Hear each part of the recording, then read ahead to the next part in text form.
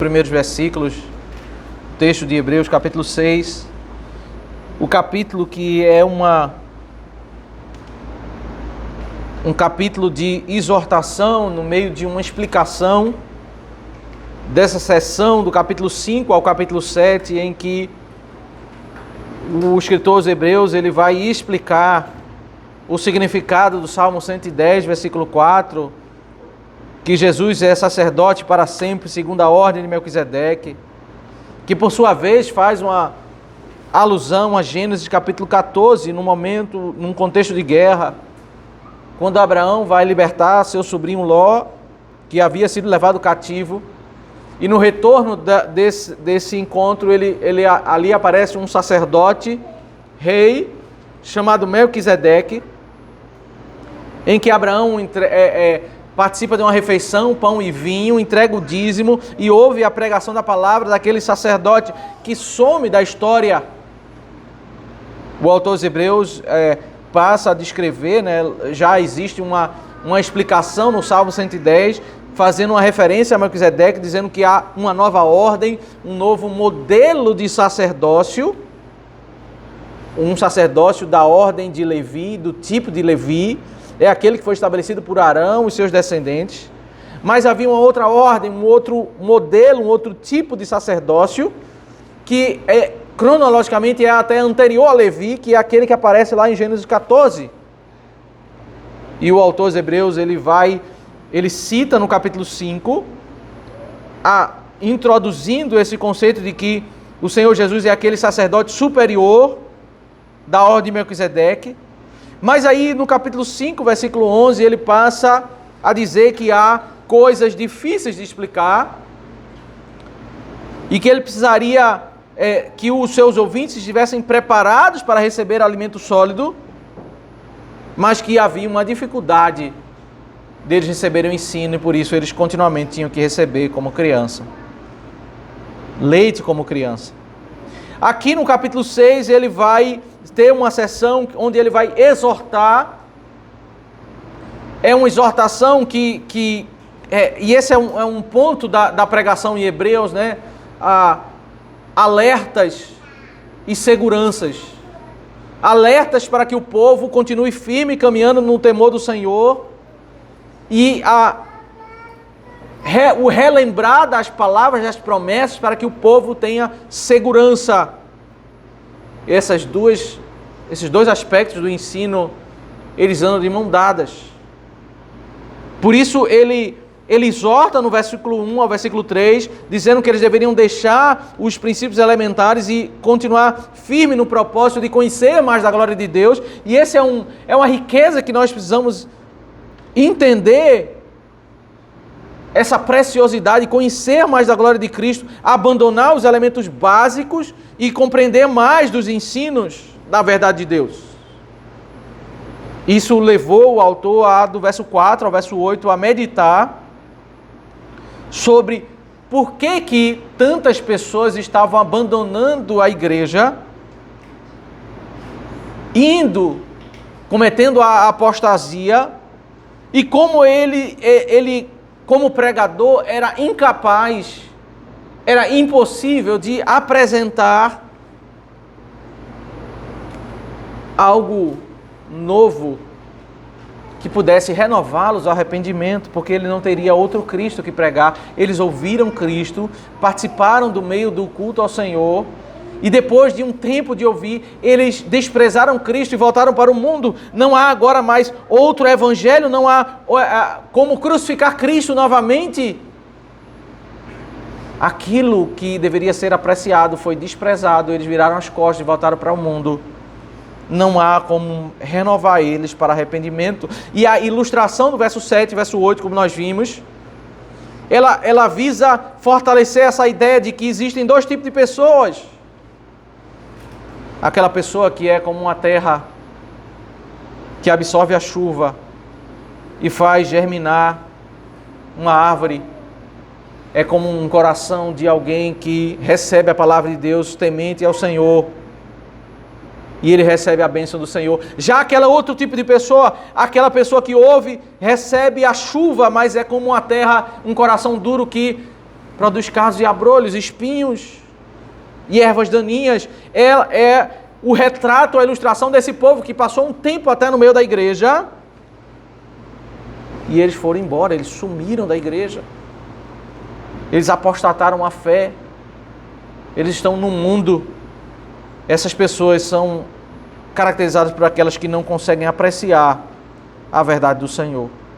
Mas depois de um discurso tão duro, de falar de pessoas amaldiçoadas, o autor aos Hebreus ele vai agora do verso 9 ao verso 20 fazer um contraponto a isso, dizer como nós, como filhos de Deus, temos segurança. A exortação, meus irmãos, para nós, ela não deve nos causar medo de perdermos a salvação, ou medo de sermos rejeitados pelo Senhor. A exortação, ela tem um propósito bem definido, nós caminharmos firmes na perseverança e não abandonarmos o caminho de Deus. Mas de mão dadas com a exortação, nós temos a segurança de que somos salvos pela graça, de não há perigo de perdermos essa salvação. Por isso, no verso 9 ao verso 12 diz: quanto a vocês, meus amados, ainda que falemos dessa maneira, estamos certos de que coisas melhores os esperam, coisas relacionadas com a salvação. Porque Deus não é injusto para se esquecer do trabalho de vocês, que vocês fizeram e do amor que mostraram para com o seu nome, pois vocês serviram e ainda estão servindo aos santos. Desejamos que cada um de vocês continue mostrando até o fim o mesmo empenho para a plena certeza da esperança, para que não se tornem preguiçosos, mas imitadores daqueles que pela fé e pela paciência herdam as promessas.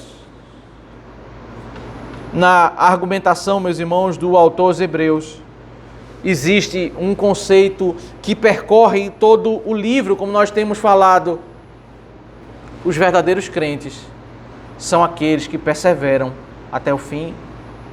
Os verdadeiros crentes são aqueles que foram salvos pela graça. Aquele que é o Cordeiro perfeito, Cristo Jesus, pagou a nossa dívida, expiou o nosso pecado. Ele que é o sumo sacerdote perfeito, grande, superior a Moisés, ele entrou e intercede por nós, ele nos perdoa, ele nos leva, ele nos redime, ele nos guia, todo o mérito é dele, não é nosso. Mas a salvação pela graça, ela não pode ser associada com a apostasia. Aquele que apostatou da fé é porque ele nunca foi salvo pela graça. Porque os salvos são aqueles que perseveram até o fim. Os salvos são aqueles que são salvos pela graça de Cristo, pela obra de Cristo, mas eles são aqueles caracterizados. Eles evidenciam obras de justiça. As obras não são a causa de nossa salvação, mas elas são, inevitavelmente, a evidência de um verdadeiro salvo. Por isso, a relação, nós vamos ver isso no versículo 10, existe uma relação íntima entre salvação e obras. Como Calvino diz, não como causa, mas como consequência. Calvino ousadamente chega a afirmar: nós somos salvos pelas obras, não como causa, mas como consequência de uma salvação pela graça. Não existe uma boa árvore que na ilustração do verso 7 recebe a boa chuva e vai produzir espinhos e abrolhos, espinhos e cardos. Mas a boa semente, ela germina, dá fruto. Mas eles deveriam ouvir essa exortação da apostasia, essa palavra sobre apostasia e a exortação para eles seguirem firmes, não com o medo. Por isso o versículo 9 diz: meus amados irmãos, ainda que nós estamos falando dessa maneira, num discurso tão duro, nós estamos certos de que coisas melhores os esperam, coisas relacionadas com salvação. Você pode, o autor aos Hebreus não tem dificuldade de dizer: olha, eu estou exortando vocês, mas eu sei que vocês vão para a eternidade, vão morar com Deus. O relato de falar de algumas pessoas que viveram em nosso meio e que eles são chamados de cardos e abrolhos, que eles são chamados de pessoas que não são abençoadas, mas malditas, ele não deve servir para nós o terror de nós perdermos a salvação, e é aí que, de fato, o movimento pentecostal ele tem uma grande dificuldade, como o movimento tradicional, que não entende o discurso da exortação. Por um extremo, o movimento pentecostal tenta trazer o discurso da exortação para causar o terror, o medo nas pessoas de eles perderem a salvação. Por outro lado, um movimento tradicional que banaliza a exortação, eles tentam levantar uma graça onde não existe um chamado ao temor. Se exalta um discurso da palavra de Deus, a salvação pela graça, e se despreza a exortação, enquanto que essas duas verdades, elas andam de mão dadas em toda a Escritura. A salvação é pela graça. Não deve nos causar um medo de perder a nossa salvação, nenhum perigo em nosso coração. Estamos certos de que coisas melhores nos esperam, coisas melhores, a salvação eterna, nós vamos entrar na presença de Deus, não há nenhuma dúvida disso. E aí, veja que argumento ele vai dizer porque que ele tem a certeza da salvação daqueles irmãos. Porque Deus não é injusto para esquecer do trabalho que vocês fizeram. Porque Deus não é injusto para esquecer das obras que vocês fizeram. Se o argumento do autor dos Hebreus é: se a obra daqueles que abandonaram, eles não tinham prazer na palavra, eles abandonaram o culto, eles abandonaram o temor do Senhor e viveram a vida no mundo. As obras deles eram obras de uma árvore espinhosa. As obras de um povo que teme ao Senhor são a evidência de que eles foram redimidos. Deus não é injusto para esquecer do trabalho que vocês fizeram e do amor com que mostraram para com o seu nome, pois vocês serviram e ainda estão servindo aos santos. Eles, como verdadeiros crentes, eles estavam prestando um serviço que era, nesse primeiro século, era a marca da verdadeira igreja e a marca da apostasia. Haviam vários missionários que passavam, caminhavam, iam pregando em todo lugar. E não havia uma estrutura muito simples, muito fácil de hotel, de hospedagem, né? Eram dias difíceis em que um profeta, ele para sair, né, um missionário para sair pregando a palavra, onde ele iria comer, onde ele iria dormir. E aí esses judeus, se eles fossem verdadeiramente cristãos, se eles professassem a fé, eles teriam que receber esses missionários, e ao receber esses missionários, toda a comunidade, viviam em cidades que eram como aldeias, né? Todo mundo via quem estava entrando na sua casa, quem estava saindo da sua casa. Ao você receber o missionário, você estava se expondo ao perigo de perder a sua própria vida. Os outros judeus não iriam mais vender comida para você, para a sua família. Você seria perseguido. Ele vai falar sobre isso em Hebreus capítulo 10, quando alguns irmãos foram roubados. Os judeus ficaram com tanto ódio deles e tomaram todos os bens deles, porque simplesmente eles estavam recebendo missionários e dizendo: nós defendemos a verdade em Cristo. E esse trabalho deles, que era a evidência da fé deles, a obra deles de receber missionários, não era o que causava a salvação, mas revelava, né? Os nossos atos, eles revelam. Eles não são a causa da nossa salvação, mas eles revelam o que está no nosso coração. A nossa boca fala do que o coração está cheio. As nossas prioridades revelam o que está na nossa mente, no nosso coração.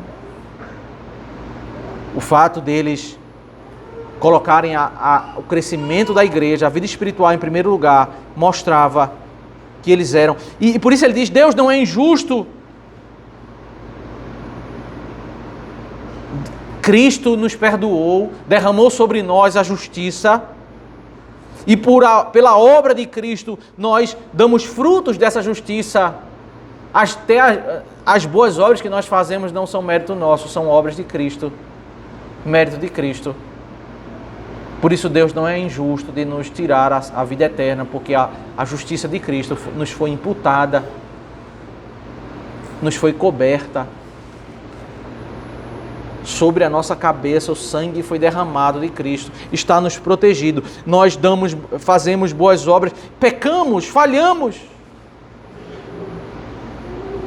Mas sobre nós repousa a justiça de Cristo, nós somos perdoados, nós somos garantidos a vida eterna. Toda a exortação da palavra de Deus, ela não tem o propósito de nos causar medo, de perdermos a salvação. Mas qual é o propósito? Versículo 11, versículo 12. Desejamos que cada um de vocês continue mostrando até o fim o mesmo empenho para a plena certeza da esperança. Que vocês... O problema não é nós perdermos a salvação, o problema é nós acharmos que perdemos a nossa salvação. Porque uma das coisas que a confissão de fé até menciona isso, é que quando alguém começa a se apartar dos caminhos do Senhor, ele começa a ter crise de consciência, ele começa a duvidar, ele começa a ficar abatido, ele começa a ficar abalado, ele não anda mais fincado. E um dos benefícios da perseverança no temor ao Senhor é nós estarmos com essas verdades muito claras diante dos nossos olhos. Nós apreciarmos aquilo que é para ser apreciado, temos repúdio sobre aquilo que Deus rejeita, e temos um coração muito firme sobre o que é a nossa esperança. A exortação para a igreja do Senhor, para aqueles que não conhecem o Senhor, ele chega um momento que é o contexto de Jeremias, eles não suportam mais. É tanta exortação, é tanta lei, é tanta regra. Nós não queremos isso, nós queremos uma vida livre. E eles saem da igreja. Eles... No Salmo 1 diz, né? Eles não podem permanecer na Assembleia dos Justos. Eles permanecem até por um tempo, mas chega uma hora que eles não suportam, ou a igreja se corrompe para segurar tantas pessoas, ou aqueles que não conhecem, eles apostatam, eles vão para o mundo, né? Tantas histórias nós temos de pessoas que foram da igreja, estão alguns no candomblé, alguns do espiritismo, alguns no catolicismo, porque eles não suportam, eles por um tempo eles ficam por causa dos relacionamentos, por causa da vida ali, eles cresceram no ambiente da igreja, mas uma hora o coração deles não suporta.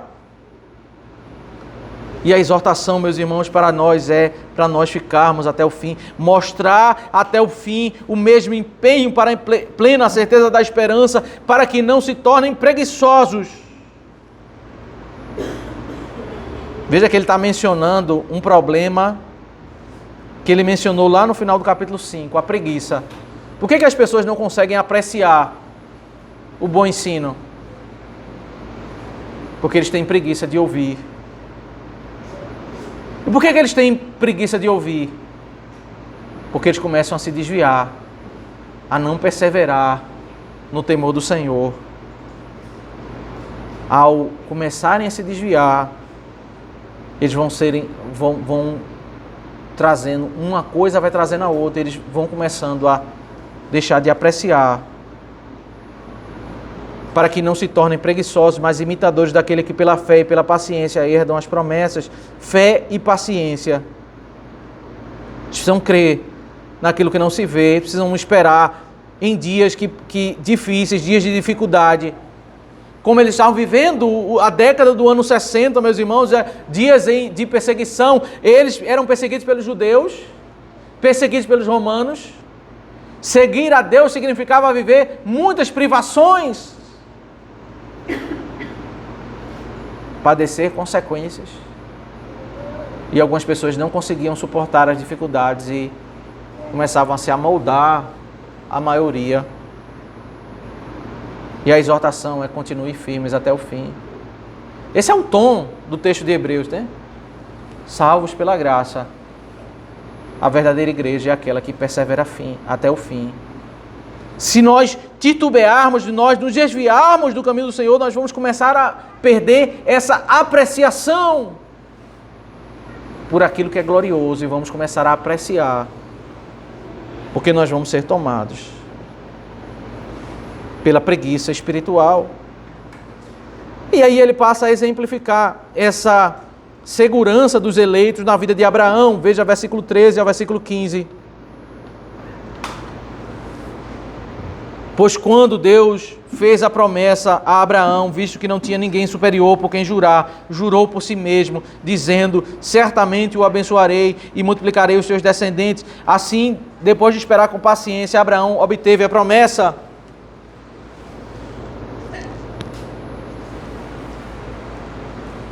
Ele falou no versículo 12 que eles precisavam ser pacientes para herdar a promessa. E aí ele vai exemplificar que tipo de paciência que ele está falando. E aí ele cita uma história de um homem que recebeu uma promessa e passou 25 anos para ele ver o filho. Ele vê o filho nascer. Mas ainda assim não é a promessa que ele está dizendo, porque ele vai citar um texto que diz respeito a Gênesis capítulo 22, pós o nascimento de Isaac. E esse é o interessante do texto, verso 13 a verso 15, é que ele vai conduzir a narrativa para dizer que a grande promessa que Abraão tinha não era o nascimento de Isaac, mas era algo mais adiante. Por isso ele cita um texto de Gênesis capítulo 22, aquela cena onde Abraão pega o cutelo para matar, por ordem de Deus, Isaac. Por que ele está falando sobre esse tema do juramento, né? É importante entendermos que ele está construindo toda uma argumentação que é preparatória para a discussão do capítulo 7, porque no capítulo 7 ele vai explicar, aprofundar o conceito do juramento, porque lá no Salmo 110, verso 4, diz, o Senhor jurou e não se arrependerá, tu és sacerdote para sempre. Então, o Senhor jurou. E aí, nós chegamos até ler em Jeremias capítulo 11, que fala sobre o juramento do Senhor. O Senhor deu o juramento da promessa aos seus pais. Essa palavra do juramento, né? O juramento não é algo comum na Bíblia.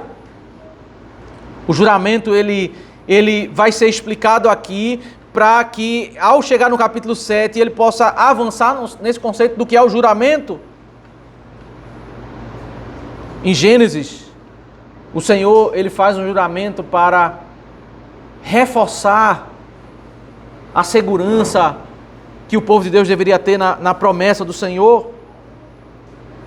Pois quando Deus fez a promessa a Abraão, visto que não tinha ninguém superior por quem jurar, jurou por si mesmo.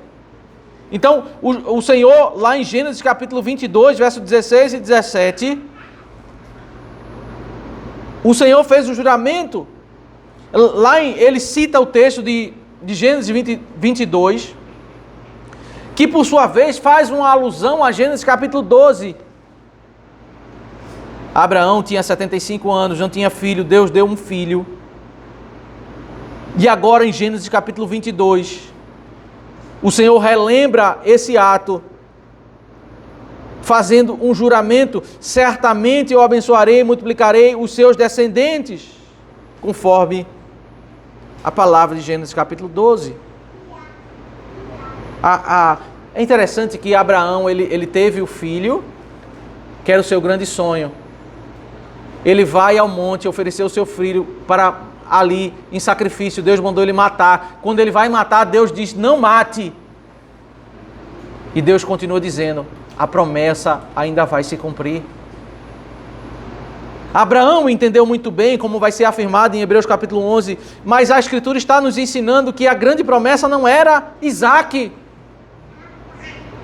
mas era aquele que Isaac representava, que era Cristo. Por isso Deus continua dizendo para Abraão, eu ainda vou te abençoar, eu ainda vou multiplicar. Ele está falando do grande povo de Deus que vai ser salvo pela graça, pela fé em Cristo. E assim, depois de esperar com paciência, Abraão obteve a promessa. O que é que Abraão obteve depois de Gênesis 22? Ele obteve os cumprimentos parciais que apontavam para a chegada do Messias. Ele viu Isaac crescer, Isaac ter um filho. Ele viu o cumprimento parcial da grande promessa que é o nascimento. Isaac não morreu e a descendência veio. Seus netos vieram, seus bisnetos vieram. Abraão pôde ver essa cena e a promessa de Deus, que era a vinda do Messias. Ele viu o cumprimento parcial. Está tudo se desenhando para a chegada do Messias. Ele tinha fé nessa verdade da chegada do Messias. E o Senhor, para que ele fosse fortalecido, o Senhor, ele não precisa jurar. A sua verdade é infalível. Mas por que Deus ele faz juramento? Hebreus vai explicar isso. É porque nós somos tendenciosos a duvidar das promessas de Deus. E veja a história de Abraão. Abraão foi um dos que ouviu a palavra de Deus e ele cometeu alguns deslizes. Ele duvidou quando ele foi para o Egito, ele duvidou quando ele se deitou com Agar. Ele teve os seus momentos de instabilidade, mas para Deus fortificar no coração dele, ele usa um recurso, o recurso do juramento. Não há como Deus falhar na sua promessa, mas quando Deus ele quer enfatizar essa verdade, ele faz juramento para que o povo entenda, não há possibilidade, ainda que se passem 25 anos, ainda que sua esposa seja estéril, ainda que todo o cenário aponte para o caos, a verdade de Deus, ela deve ser crida. Eles deveriam ter segurança. O povo, na década de 60, estava passando por várias tribulações, sendo perseguidos. O escritor dos Hebreus disse, olha para o caso de Abraão. Ele esperou 25 anos e ele viu as coisas se concretizarem. Os anos se passaram, Isaac cresceu e ele viu Isaac ainda mais ter filho. E as coisas se concretizaram, as promessas de Deus não falharam. Vocês precisam ter paciência, continuar firmes. A nossa perseverança, meus irmãos, a nossa estabilidade no Senhor, ela não pode ser abalada pelas dificuldades da vida, por crises que nós passamos, por sofrimentos. O exemplo de Abraão é de um homem que ele cometeu erros, é verdade, mas ele não apostatou. Ele continuou crendo no Senhor, continuou firme. Esse é o exemplo que ele quer que a igreja permaneça, tenha como parâmetro. E ele vai explicar esse conceito do juramento, né? Porque as pessoas juram pelo que lhe é superior. E o juramento servindo de garantia põe fim a toda discussão. Esse exemplo, ele é até difícil de trazer, contextualizar para nós. Imaginem que na sociedade do primeiro século, na comunidade judaica, né, eles tinham disputas jurídicas. E um dos recursos para acabar uma briga jurídica no meio do tribunal era alguém dizer, eu juro em nome do Senhor. O judeu ele tinha medo de fazer isso e falaram uma mentira. Porque o significado do juramento é, eu juro, eu estou invocando a Deus como aquele que vai derramar a sua ira sobre a minha vida se eu não cumprir aquilo que eu estou falando. Então, quando havia uma disputa e alguém dizia, eu juro que eu vi aquele homem entrar na minha casa e roubar os meus bens, na hora do tribunal, aquela palavra era tido como verdade, por causa da gravidade do que aquele homem estava fazendo. Se aquele homem dissesse, eu juro, e não cumprisse, ele sabe que ele seria amaldiçoado. Literalmente o juramento é, eu invoco a Deus para me punir se eu não estiver dizendo a verdade, que Deus destrua a minha vida, se não for verdade que fulano de tal entrou na minha casa e roubou o meu bem a tal hora da noite. Eles sempre juravam por algo superior. O juramento, na nossa sociedade é difícil contextualizar porque as pessoas banalizam o juramento. Uma sociedade que é tomada de divórcio, uma sociedade em que as pessoas mentem, subornam. o que uma pessoa faz quando ela vai ao se casar. Malaquias diz isso em capítulo 2, né? Malaquias capítulo 2. Que Deus não é um acordo entre homens terreno, Deus é testemunha. E quando nós fazemos um juramento, um voto, um juramento, o voto é um juramento que diz respeito ao futuro, ao juramento que diz respeito ao passado. Eu juro que eu vi que isso aconteceu. O voto é: eu juro que eu vou ser fiel à minha esposa até o fim da minha vida. Quando alguém anula o seu juramento, ele não entendeu o que ele disse no altar. O que ele disse naquele momento do casamento. Ele disse: eu estou invocando a Deus para que a sua ira destrua a minha vida se eu anular esse compromisso, esse juramento que eu estou fazendo perante o Senhor. Como nós vivemos em uma sociedade, né, onde a palavra não tem nenhum valor. Hoje, se você for num tribunal e dizer assim: eu juro que isso aconteceu, isso não serve de prova nenhuma. Porque na nossa sociedade é diferente dessa cultura onde o peso da palavra, as pessoas juram pelo que lhes é superior, e o juramento, servindo de garantia, põe fim a toda a discussão. Está provado.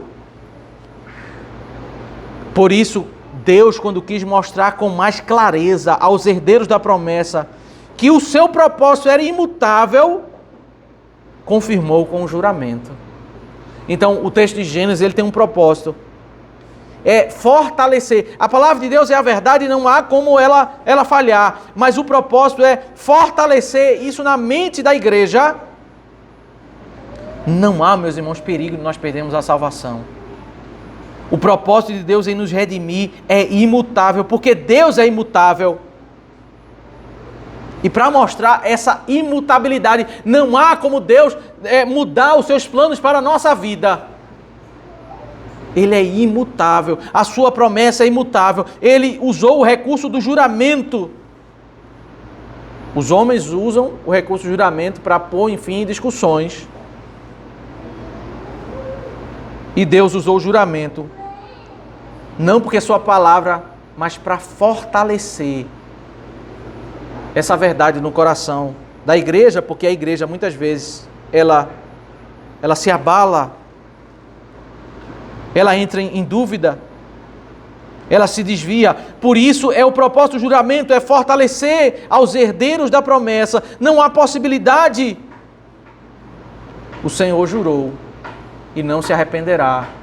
Tu és sacerdote para sempre. Veja o ponto que ele quer chegar. Juramento, toda vez que você vê na Bíblia que Deus jurou, é como um caixa alta. Deus está destacando aquilo ali. Toda a palavra de Deus é a verdade. Mas quando ele quer enfatizar algo, ele diz: o Senhor jurou. Não há possibilidade. Olha para esse juramento de Deus, existe um destaque, existe algo especial, em que ele quer que o povo preste atenção. E lá no Salmo 110, o Senhor já havia falado isso sobre o sacerdócio de Melquisedeque. Ele fez isso para que, mediante duas coisas imutáveis, nas quais é impossível que Deus minta, nós que já corremos para o refúgio, tenhamos forte alento para tomar posse da esperança que nos foi proposta. Existem duas coisas imutáveis, apresentadas aqui no verso 18 e 19.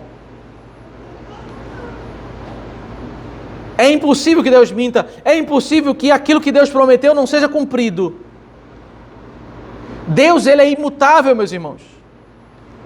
Deus, ele não muda. Deus, ele não melhora. É uma perspectiva pagã nós usarmos até a oração fazermos interpretações ou usarmos a oração com o entendimento de que nós podemos mudar a decisão de Deus por meio da nossa oração. Como a teologia ela vai iluminar os nossos olhos para nos ajudar no nosso relacionamento com Deus. Esse não é o propósito da oração. Deus é imutável. E é na imutabilidade de Deus que nós temos um dos aspectos da sua glória. Não estamos lidando com a divindade como os egípcios entendiam que é semelhante aos homens, que muda de opinião, que se a gente oferecer algo para agradar eles, talvez ele vai mudar a sua opinião. É impossível que Deus minta. É impossível que Deus mude os seus decretos, é impossível que Dedeus mude o seu favor. Há duas coisas imutáveis. Primeiro, Deus mudar o seu decreto, Deus anular a sua promessa. E a segunda coisa imutável é nós caminharmos para o propósito da sua promessa. Nós termos forte alento, nós que já corremos para o refúgio, para a vida eterna, temos forte alento para tomar posse da esperança que nos foi proposta. Todo o discurso da exortação agora recebe a outra mão, o outro relacionamento é a nossa segurança. Isso é imutável, meus irmãos. Nós somos exortados para perseverarmos em temor, mas nenhum alerta anula a segurança que nós temos em Cristo. Isso é imutável. Somos exortados, mas nós temos forte alento. Nós estamos caminhando para o refúgio, não há possibilidade de nós perdermos a vida eterna, porque nós temos forte alento para tomar posse da esperança que nos foi proposta. E como é essa esperança? Temos essa esperança por âncora da alma, segura e firme, e que entra no santuário que fica atrás do véu. Ele já mencionou antes que esse véu é o céu que Jesus entrou. Ele não está falando mais da figura terrena, mas a âncora que nos segura e que nos garante que nós vamos entrar no céu. A nossa esperança é como essa âncora de um navio fincada na terra, segura e firme. Não há perigo de nós perdermos nenhuma tribulação, nenhuma dificuldade. Não há perigo de nós sermos desprezados pelo Senhor. Isso é uma das reflexões que nós devemos fazer, meus irmãos. Primeiro é saber o quanto a doutrina da verdade de Deus, da palavra de Deus, ela é preparatória para proteger o nosso lado emocional diante das crises da vida. E outra coisa é como nós podemos identificar os sintomas da nossa firmeza no Senhor. É exatamente quando nós passamos por crises na vida, lutas familiares, doenças, problemas, dores, em que o cenário parece que Deus nos abandonou. Parece que o caos tomou conta da nossa vida. São nesses dias em que os nossos pés, ao estarem fincados na rocha, eles vão nos dar força para nós suportarmos as tribulações. Se o nosso coração está fincado nessa esperança, porque os nossos olhos estão limpos para entender a verdade da nossa esperança, de que o Senhor é um Deus imutável, as suas promessas são imutáveis, nós precisamos confiar e não nos apartarmos de Deus, ainda que as lutas e os perigos estiverem ao nosso redor. Se a nossa esperança estiver firme como âncora da alma, de que nós vamos entrar no mesmo santuário que é o céu, que Cristo entrou além do véu, nós vamos enfrentar as dores da vida, as lutas com firmeza. Nós não vamos sequer pensar em apostatar. Isso não vai passar pela nossa cabeça. Onde Jesus, como precursor, entrou por nós. Ele é o mediador, ele é o cordeiro, ele é o sumo sacerdote. Ele entrou no céu tendo se tornado sumo sacerdote para sempre, segundo a ordem de Melquisedeque. Ele volta a mencionar aquilo que, capítulo 5, versículo 10, né? Ele está agora retomando para avançar. O Salmo 110, versículo 4. Jesus é esse grande sumo sacerdote que entrou no céu, cruzou o céu, né? Ele trata o céu como um véu que foi cruzado por Cristo, o mesmo processo que o sumo sacerdote fazia na adoração. Entrou no descanso, adentrou-se, sentou-se à destra de Deus Pai, e é para nós lá que nós vamos. O mundo pode nos perseguir como igreja, a igreja pode estar sendo destruída na terra, mas ela não pode apostatar, ela não pode negar os seus princípios, ela não pode entrar em crise de que Deus é bom, de que Deus é gracioso, de que Deus é justo, de que as suas promessas para nós, elas são imutáveis. Como nós temos, meus irmãos, agido, reagido diante dos dias difíceis? Nós entramos em crise espiritual e começamos a murmurar diante do Senhor. Qual é o nosso conceito sobre a bondade de Deus, o amor de Deus, quando as coisas começam a entrar o caos na nossa vida, na nossa rotina? O apóstolo Paulo fala aos Efésios. Ele começa o texto de Efésios ensinando doutrina no capítulo 1.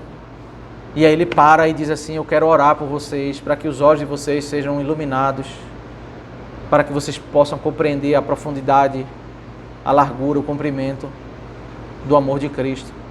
E ele volta a falar sobre doutrina no capítulo 2, dizendo que nós éramos como mortos em nossos delitos e pecados, e Ele nos salvou, Ele nos criou para boas obras. E ele passa a dizer como Deus, ele trouxe gentios para ter os mesmos privilégios que os judeus. Aí no capítulo 3 ele para novamente para fazer uma oração. Eu quero que os olhos de vocês sejam iluminados. Aí no capítulo 4 ele diz assim: eu não quero que vocês sejam como meninos levados de um lado para o outro por qualquer vento e doutrina. Eu não quero que vocês sejam levados. A ilustração de você ver uma árvore, não uma árvore firme, mas uma árvore frágil, quando tem uma ventania, né? Que ilustração interessante para dizer uma pessoa que é instável na sua fé. Ela não está fincada. Se tudo vai bem, é porque Deus me ama.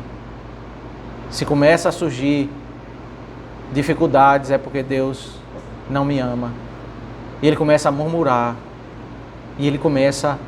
A marca do Israel que saiu do Egito é um povo instável.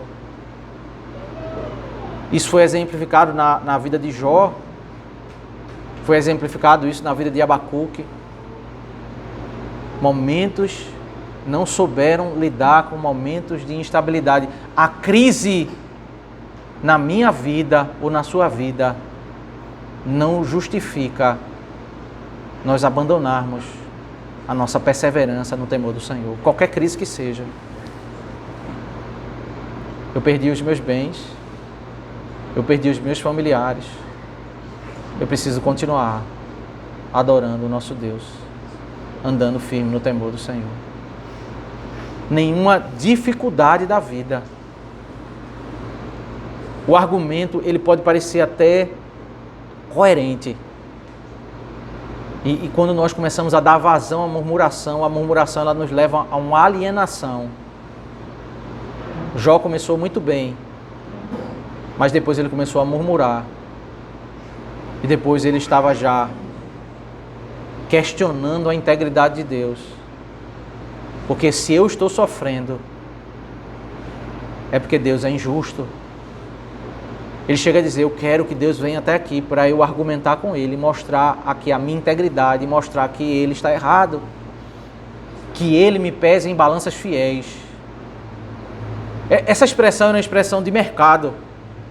Quando você, aquele comerciante, né, enganador, ele dizia assim, eu vou vender 1 quilo de carne por 10 denários.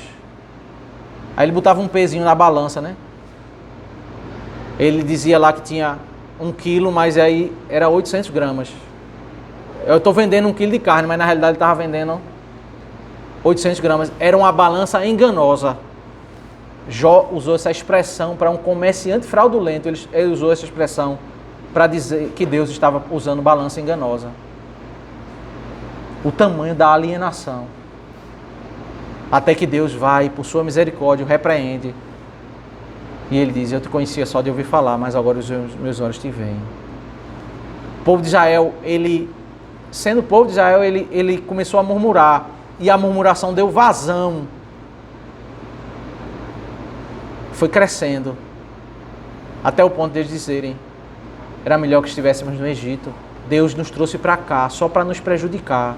Esse homem Moisés só quer tirar a nossa paz, ele só quer nos prejudicar. Como nós estamos reagindo diante das dificuldades da vida? Estamos sendo fiéis? Crendo seguramente? Nenhuma dificuldade, meus irmãos, pode nos apartar dessa verdade. As promessas de Deus são fiéis. Como o estudo da palavra, ele vai nos conduzir a isso. Os nossos olhos vão estar mais cristalinos para entender essa verdade. Vamos nos colocar de pé e vamos cantar o Salmo 101 em resposta.